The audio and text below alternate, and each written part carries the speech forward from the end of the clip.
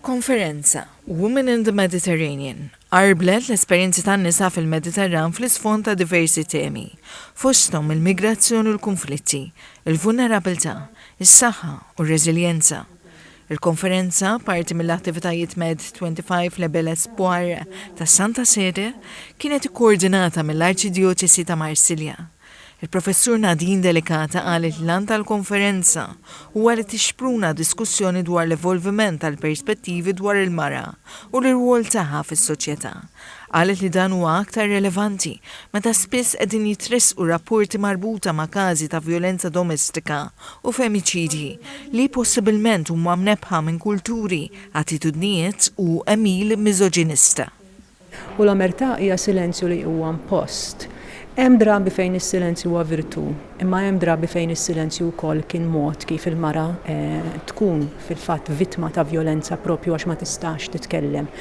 Father Jean-Claude Attard qal il-Knisja f'Malta qed taħdem biex tiffaċilita spazji ta' dialogu li waslu għal narrattivi mġedda. Ma Papa Franġisku dejjem iddeskriva l-Mediterran bħala sali pit-toroq. Sali pit-toroq għaliex huwa l-baħar li ġib flimkien 3 kontinenti. Bħala poplu Malti dejjem kena dik il-mistoqsija, aħna x'aħna Ewropej, Arab, Afrikani. Jiġifieri huma mistoqsijiet li kienu dejjem hemm, imma naħseb wasal iż-żmien li anke bħala Knisja f'Malta nieħdu dawn il-mistoqsijiet bis-serjetà mhux biex neskludu, biex nażlu waħda fuq l-oħra ma biex nintegraw.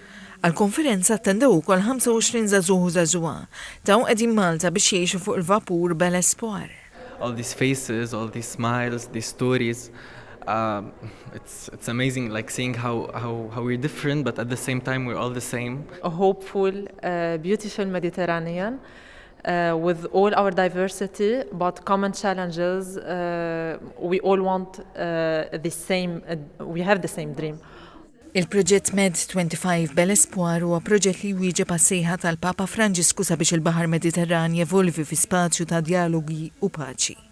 F'Marzu l-vapur Bel Espoir beda vjaġġ ta' 8 xhur minn Barcellona b'wafqiet f'diversi postijiet fil-Mediterran, fosthom f'Malta, fejn iż-żgħażagħ abbord qed ikunu mħeġġa jikkontribwixxu b'mod attiv għall-għaqda u l-paċi b'diversi attivitajiet.